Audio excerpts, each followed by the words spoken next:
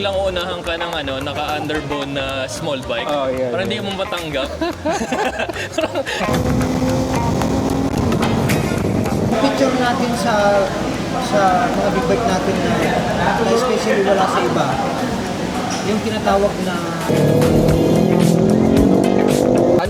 Anong masasabi mo sa sinasabi ng iba na pangbading daw yung e-clutch? Hindi.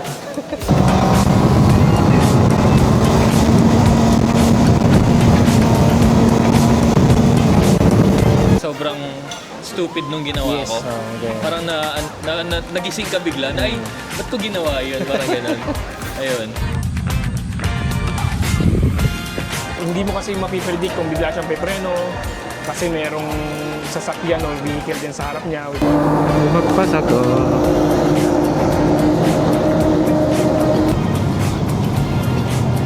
Yari kami. Nakita siya, no? Oo, bawal talaga yun, pero...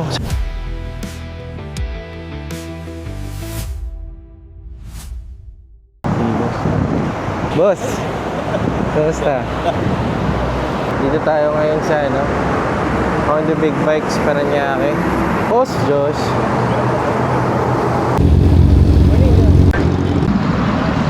Morning! Morning ba? Morning. Binok. Aba, Benok. Binok. Morning. Morning, kumusta? Okay lang. Kape? Meron kape? Morning, boss. Boss Hornet. Ito na yung mga bikes na nandito. CB 500X, Hornet 500, 1100 Rebel 500. Meron din tayong other brands, T-Max and Triumph. So CBR, NX, Transalp 500X, may CL doon, may XADV, tsaka may NX 500 ulit doon. Meron tayong dalawang regroup para walang naiiwan, okay? Paglagpas natin ng plaza, may bandang kanan, magre-regroup tayo doon.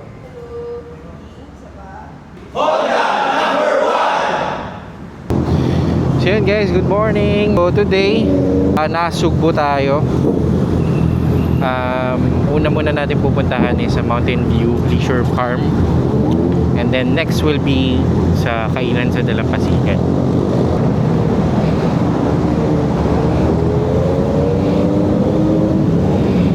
Let's go! So again, it's already 6:02 in the morning. It's a Saturday. True. Okay.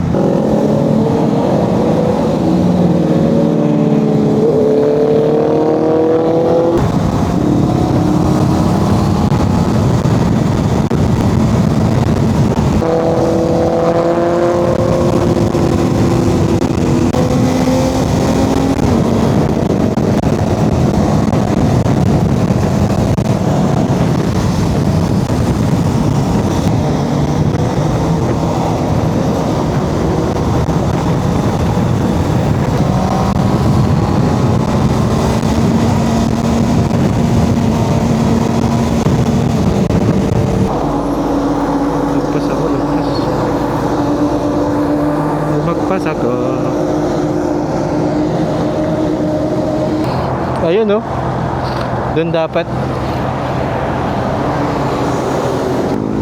Dito tayo sa gilid. Sana hindi tayo mahuli. Dahil hindi po ako nakamapa.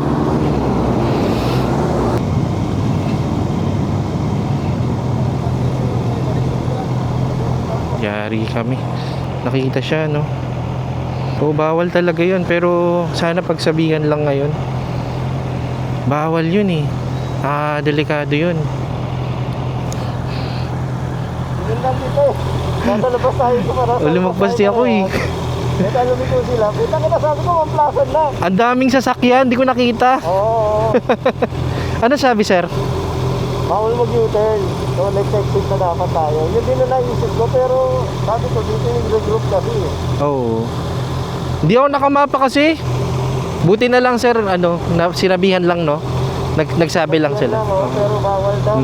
Alam, Yan, okay. Tara na, nasaan na sila? Ayun, nandun nata sa gilid.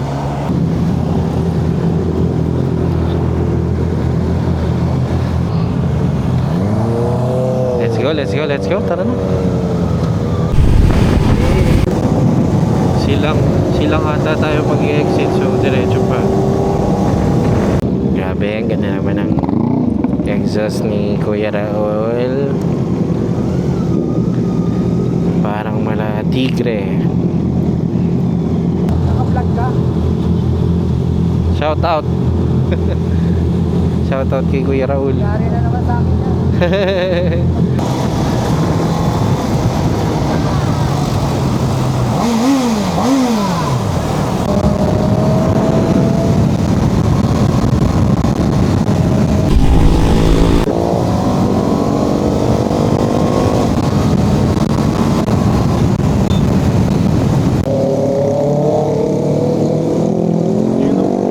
Oh, tanggal. So, ano mo na, regroup mo na. Ang ganda talaga ng tindigan ng CB, ano? Grabe, ang ganda. Tagaytay na pala, amoy bulalon na. Welcome to Nasugbu, Batangas.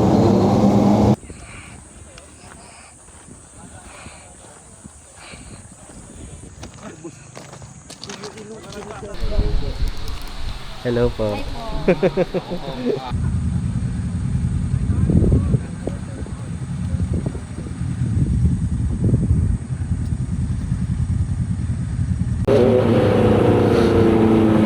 So galing tayo sa Mountain View Leisure Farm. Ngayon pupunta naman tayo sa kainan sa Dalampasigan. So na makita natin ng Lowboys, nandun pa ang Lowboys mga ganitong oras, no? Sana hindi pa sila umuwi. So I guess ito na yun, kainan sa Dalampasigan. Wow, ang ganda naman ng entrance, para kang ikakasal. Suzuki Big Bike Center, Makati, Wheeltech. Welcome, kainan sa Dalampasigan.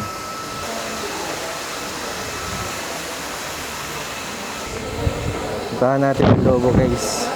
Nandito ang mga Lowboys.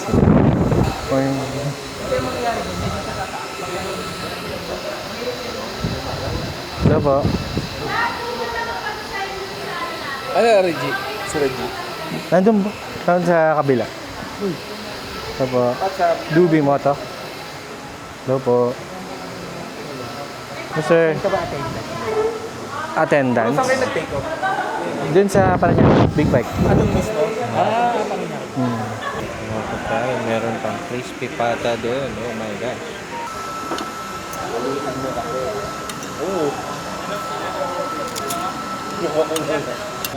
Oh, recording na yan. Ang Casual. dream bike ko talaga is, ever since talaga, bago ako magmotor is yung Gixxer 1000. Yung parang nagandaan ako sa decals niya, yung blue, especially yung blue, parang edition nila. Easy Star ba Ano yun? yun siya? Sports o naked? Sports bike. Actually kasi nakakita rin ako actual sa kasama namin. Talagang, Na-try mo hindi? hindi. Yun lang ang problema lang, mataas siya. Okay. Naupuan ko lang pero mataas siya. Pero yun talaga dream bike ko. Biggest mistake mo sa pagmumotor? I think yung medyo ego. Ego? Minsan. Na seryoso. Kasi syempre yung pag mabilis ka, di ba? Minsan masarap talaga maging mabilis eh. Tama. Parang, well, di mo mapipigilan eh. Oo. Diba? Pero yun nga, dahil sa parang merong encounter, muntik na ako. Muntik ko na babangga sa pedestrian. Talaga, kasi mabilis kasi eh. nahahabol mo? Or Hindi, gusto ko lang mabilis. Gusto mo lang mabilis Mabilis takbo mo? talaga. Kasi parang first time ko mag-big bike nun eh. Anong opinion mo sa bike mo ngayon? Na tingin mo, hindi agree yung iba? I think yung sinasabi kasi sila sa ganyan, yung model ng Trident na is yung throttle delay. Kasi ride by wire siya. Oo. Sa akin kasi hindi ko naman siya ramdam eh. Actually. So kung parang dahil ata kasi dalawa lang yung modes niya, isang rain tsaka road. Eh parang alam ko kasi yung ganyang model na Trident is hindi naman talaga siya pang speed eh. So parang yung throttle delay na sinasabi is parang sa normal kasi hindi naman talaga siya speed eh. Kaya then yung mga bagong model ngayon is nilagyan nila ng sports mode. Kasi dahil din sa mga users na gusto nila yung malakas eh. Pero so far yung throttle delay is Hindi naman Hindi halata naman- masyado hindi naman. sa'yo. kasi kung kaya ka na ganyan bike is parang chill ride din. Advice ano? Halimbawa, advice sa mag-big bike pa lang. Bakit? Pinaka-advice ko talaga is yung mag-driving school talaga. Oo, no? Actually, yan talaga yun. Seryoso. Kasi pagka inisip mo lang siya na ganito siya dapat, ganyan, pwede kang mamali. Oo, hindi yung parang speculation lang, parang Oo. theory lang. Oo. Dapat marunong kayong yung mga dapat alam mo talaga yung ginagawa mo, hindi pwedeng parang ay, patry nga to. Di ba? True. Pero yung pinaka-advice ko talaga. Kasi ako, hindi rin ako parang big bike talaga ako. Parang natuto lang ako na, tinuruan lang ako sa mga small bike. Kasi big bike na ako. Kumbaga napaandar ko lang, okay na ako. Pero advice na po ko talaga is yung pumasok talaga sa mga Driving school. Ano mo? Dream bike? Yung ano na, pang Dream bike? Forever. Siguro BMW na R90. Ano? R90. 90? Ano yan? 900cc? 1,000 ata. 1,000? Classic. Classic? Parang CB, gano'n? Parang cafe racer siya na boxer type, yung Thank engine. you. Bakit yun? Kala ko JS eh. Ang gwapo eh. Pogi yung Oo, itsura. tas ang classic ang timeless nung niya, yung R90? design. Oh, Oo. okay. Search ko nga yun mamaya. Tsaka may nakasalubong din ako sa village namin na ganun. Parang na-realize ko, kala ko big bike yung Rebel. Medium bike lang pala. Kasi nung tinabihan ko siya, talagang iba yung Tinanong mo pa yung bike mo ah. Oo. Parang nanliit eh. Nanliit. So, tas talagang intimidated ako dun sa Pero ang ganda niya talaga. Tsaka yung tunog. Yung tunog talaga. Oo. Biggest mistake mo so far sa pagmumotor? Biggest mistake, siguro same. Ego din. Parang yun talaga yung number one eh, no? Kasi parang... alam mo yung galing ka kunyari sa long ride. Oo. Tapos, nandun ka na sa city. Oo. Tapos diba yung medyo yung mindset mo is pang expressway pa rin. Calibrated pa din Calibrated no? for expressway. Tapos biglang uunahan ka ng naka-underbone na small bike. Oh, yeah, Parang hindi yeah. mo matanggap. Tapos, yun, sa C6 yun nangyari. Tapos parang may nire-repair doon na daan. Okay. So hindi ko siya naisip agad na ay meron nga palang ginagawa dito. Okay. So nung nandun na sa hazard na part, biglang mali ako ng ng gear tsaka ng preno. Pero hindi naman wala namang nangyari, pero sobrang alanganin lang. Parang na-realize ko noon na ay sobrang stupid nung ginawa Yes, ko. okay. Parang nagising ka bigla na ay ba't ko ginawa yun? Parang ganun. Ayun. Yung kahit lagi mong sinasabi sa sarili mo na ay hindi, chill ride lang ako today. maya, uy. 10 minutes. Loko yun Ba't kinata ko nun? Parang gano'n. Tapos, habulin ko to. Parang gano'n. Yun, may ganong moments lang. Alam mo ngayon is Rebel 500. Ano yung sa tingin mong mas opinion mo sa motor mo na tingin mo hindi agree yung ibang tao? Siguro pinaka-opinion ko sa motor is, sa model nung kinuha ko, is pang older generation siya. Oo nga, no? Medyo pang pag sinabi mong parang cruiser, nasa leaning to older side. Like, mga pang matata.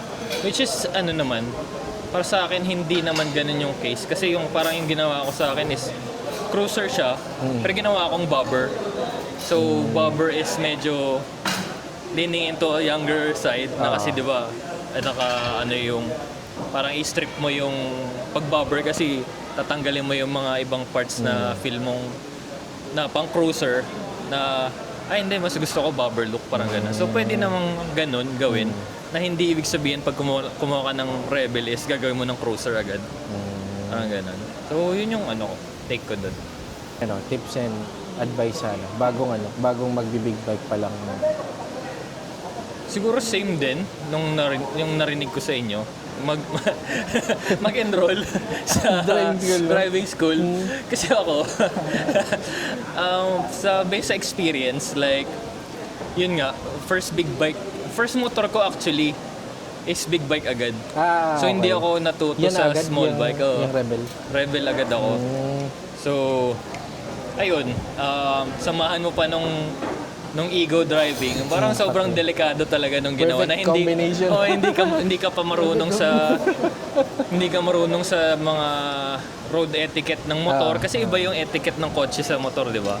Tas hindi ka marunong nung mga signs like nung first ride ko sa Honda is sabi ko, bakit nila tinuturo yung paa nila dun sa road? Ibig sabihin may hazard pala dun. So hindi ko natutunan yung mga yun. Tapos hindi ko rin alam yung mga hand signs. Hand sign din, importante. Yeah. Yun nga kaya yun yung marirecommend ko sa mga newbie rider talaga na mag-enroll para malaman nila yung basic na sa hand signs. Hindi siya dapat tinitake for granted. Hindi siya tinitake for granted talaga. Dream bike. Dream bike. Siguro may per category eh. Isa pag-adventure siguro. Ayun, Africa Twin. Ay, oo. Africa Twin talaga. Africa Pogi, galit yung tsura. Ano yan? Parang, yan na talaga pang Pinas na. Yun talaga. Wala Kahit sa kang, madali, no? wala Africa kang Twin. kahit yung pinakamataas na hams. Wala kang doon. Siguro sa ibang kategory, sa classic, yung isa rin yun yung BMW R90. Yun. Yeah. Biggest mistake sa Biggest mistake. So far. Siguro, igo na din. Try din muna ng maliit bago mag-try ng mataas. mataas. Pero yun, siguro yung ego. Yun lang. Alam mo ay 500X? 500X. Ano yung, meron ka bang opinion about it na hindi agree yung mga tao? Hindi agree. Siguro yung itsura niya mukhang mabigat. Yung mabigat. Pero hindi siya mabigat. Well distributed. Pero yung disadvantage talaga niya is yung vibration sa harap. Kahit yung isa pang naka-CB 500X yun yung concern. So yung crash bar talagang nanginginig. Advice or tips na lang sa Advice or tips? Mag-big bike. Sumama ka sa tamang tao. Siyempre. Mahirap pag kamote yung mga kasama mo, no? Then siguro yun, itatake ko yung nila advice na na-curious din ako sa driving school ng Honda. Ako, number 1, dream bike. Dream bike Yung ko? pang habang buhay mo. Africa Twin. Africa Twin, pwede. Kasi kundi lang nakikita ko dyan sa kalsada Africa Twin. Biggest mistake so far Sa sa pagmumotor. wala pa naman. Maingat ka. Maingat ako. Kahit medyo kaskasero. Halimbawa, ginuhitan ka, anong gagawin mo? Wala lang. Wala lang. Sige na, ikaw na. Sir, paturo, paano? Ikaw Kung na. hindi ka nagre-react. Ikaw na mabilis. Ganun ako Ang dala mo ngayon ay, CB650. anong masasabi mo sa sinasabi ng iba na pangbading daw yung e-clutch? Hindi. Para sa akin, mas convenient. Oo nga, convenient. Mas hindi ako nahihirapan, lalo sa traffic. The best dalhin, magaan, nimble. Basta para sa akin, okay sa akin siya Hindi din ako pagod. Ano sir, tips sa bago pa lang na magbe-big bike? Big Sa bike. akin, kung gusto nilang mag-big bike, siyempre dahan-dahan muna. Dahan-dahan muna. Siyempre, huwag mo muna silang hataw-hataw kasi hindi pa nila, dapat galamayin nila muna yung bike. Ganun din naman ako nung bumili ako ng CB kasi gali ako ng scooter Kaya magpatakbo ng diretso Oo. Subukan mo yung lalo pag downhill na mabagal. Oo. Saka ito pa, yung, di ba mekaniko ako? Di ba ito yung 2 unit? Ay, 3 unit kunyari. Pare-pares overhaul niya. Iisa lang yung iisa lang yung sira. Oo. Overhaul lahat. Yung 3 na yan, walang sirang connecting rod. Sa iba yan. Durog talaga, Yun yung napun ako sa Yung black kasi, normal na masisira yan kahit anong gawin mo. Kahit ikaw pa pinakamaingat. Ikaw pinakamaingat. Kaya sabihin mo, kada alis ka 20 km per hour lang. Masisira yung black. May idadagdag ko yung picture natin sa mga big bike natin na especially wala sa iba, yung tinatawag na automatic shutdown pagka mag-overheat. Pag nasa yung Sa lahat yun, Boss Vic? sa big bike, sa Honda lang. Sa big bike. Di ba, kunyari, yung motor mo, hindi mo alam, mag-overheat na. Bago siya dumating dun sa puntong mawawasak yung motor mo, patayin niya yung sarili niya. Dream bike. Yung for ano na talaga? Yung endgame. Endgame. Hindi, siguro Fireblade, no? Ayun, Fireblade, Triple R. Sarap nun, sir. Oo. Sa ano? Sa truck, na-try ko yung sa truck. Oo. Nagpa-test rides yun, si Honda. Sarap. Para siyang isa, yun, pag sumakay ka, parang isa na yung katawan nyo. Ganun. Oo, ganun ang feeling. Tsaka sarap ilin. Ano, biggest mistake so far sa pagmumotor? Siguro yung siguro yung safe distance sa harap. Yung vehicle na nasa harap. Regardless kung motor o sasakyan. Pagka wala kang safest distance, Yun talaga. hindi mo kasi mapipredict kung bigla siyang pepreno kasi merong sasakyan o vehicle din sa harap niya which is hindi mo masisisi. Tapos ako, sa experience ko, which is nagkaroon ako ng sprain. Dahil doon. Dahil wala akong safe distance sa vehicle na Eh di nasa harap ko. nadali mo. Hindi ko siya nadali. Up. Namreno ako, tapos paliko siya. So napuwersa yung Puwersa. kanang kamay ko na pangkanan. So nagkaroon ako sprain. Pero minor lang naman. Pero tumagal din ng halos 1 month bago na-heal. Pero okay naman. Minor injury lang. Siguro yun. Opinion mo sa bike mo na tingin mo hindi agree yung ibang tao. May mga narinig ako na Thank you. may mga narinig ako na sobrang alay daw Oo. sa yung riding position, which is slightly true pero hindi talaga, kaya, manageable. Oo. Marami kasi nagsabi sa akin noon, hindi nakakangalay yan.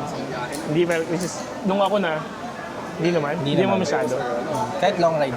Oo, kahit long ride. Sa kamay, sa braso dahil, especially kung pababa yung biyahe. Siyempre, gravity. So kamay, Medyo may weight. Pero sa likod, di naman masyado. Tips na lang sa yung bago lang na magbi-big bike. Well, sa mga bago mag-big bike, siguro masabi ko na na kilalanin mo na siguro yung bike. Yung bike nila. Especially kung nag-start ka sa small cc na engine, kilalanin mo na yung bike kasi minsan baka na-overwhelm Uy, may big bike na ako. Kilalanin muna bago. Ako kasi ngayon sa experience ko bago lang din ako nag-big bike. So wala pang kalahating taon. So ginagamay ko pa. So baka, siguro subjective yon kasi maraming nanggaling sa small cc na skilled na talaga. So nung sumampa na sa big bike, medyo, kaya pala. Pero sa akin kasi, siguro sa akin kasi, para sa akin gano'n, kilalanin mo yung bike mo. Oo, tama. Agree ako dun, Jeff. Dapat alam mo yung ng bike mo. Bago mo siya i-put into limit. Diba? Ano yung dream na big bike mo? Big bike ko. Dream big bike ko, ito CD. Yan na yun. Yan na nakuha ko na. Pero hindi ko alam sa susunod siguro. Kung meron pang Kung updates. meron pang, hindi ko naman tinutuldukan na siya na. Pero galing kasi ako sa scoot. So, nangarap ako na magkaroon ng big bike. Nireview ko lahat ng big bike. Nasa CF Moto nga ako before kasi ang budget ko yun lang Yung pasok sa... yung pasok lang dun sa kung kaya-kakayanan ko lang. Nakita ko yung, 2019 pa pala ko ni-review tong CD. So ito lang, E-clutch, di ba? E-clutch. Ito lang February, natupad yung pangarap ko. Pero 2019 ko pa pinangarap, may unang labas ng CD. Biggest mistake niyo so far sa pagmumotor? Overspeed na hindi ko hindi ko in-anticipate yung dadaanan kong kalsada. Katulad yung bypass dito sa may papuntang Nueva Ecija, Plaridel bypass. Okay. Yung gitna nun, may mga parang bakal-bakal siya. Napadaan ako doon. Tumalbog talaga yung motor, buti hindi ako tumumba. Yung mga nagsasabing parang pang weak daw yung yung e-clutch kasi hindi manual. Anong opinion niyo about dun sa Well, sa akin hindi ko masabing pang weak kasi galing na rin ako sa clutch. Okay. Actually, TMX bara ako dati, tricycle driver ako sa probinsya. Sinubukan ko yung tricycle ng tsuhin ko, biniyahe ko isang beses. So, ma-jerky yun, matigas talaga. So, sanay din naman ako sa manual. Kumbaga parang... Pero i-clutch kayo palagi? I-clutch. Ako, hindi. Minsan nagmamanual ako pag binimiss ko siya. Tips and advice po sa sa magbi-big bike pa lang na rider. Tips. Okay. Unang-una, magdasal. Okay. Pangalawa, magpaalam sa iiwanan sa bahay. Pangatlo, magsuot ng gears. Ayun, gears. Gears talaga. Yun, mag-invest sa gears talaga. Hanggat maaari. Hindi naman masyado mahal, basta safety ka doon sa gears, yun ang pinakamahalaga. Dream big bike. Yung yung pang mo na talaga. Endgame, gano'n. Africa Queen. Yung DCT. BCT. Yung biggest mistake so far sa pagmamaneho. Sa ngayon, wala pa naman. Bago ka lang ba sir nag-drive? Bago lang ako nag-big bike. Dati ako mga scooter.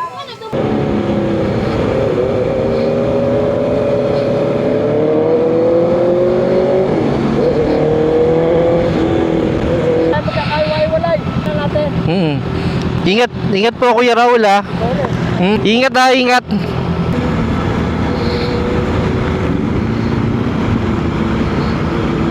So yun guys, tapos na ang ating breakfast ride with Honda Big Bikes Parañaque.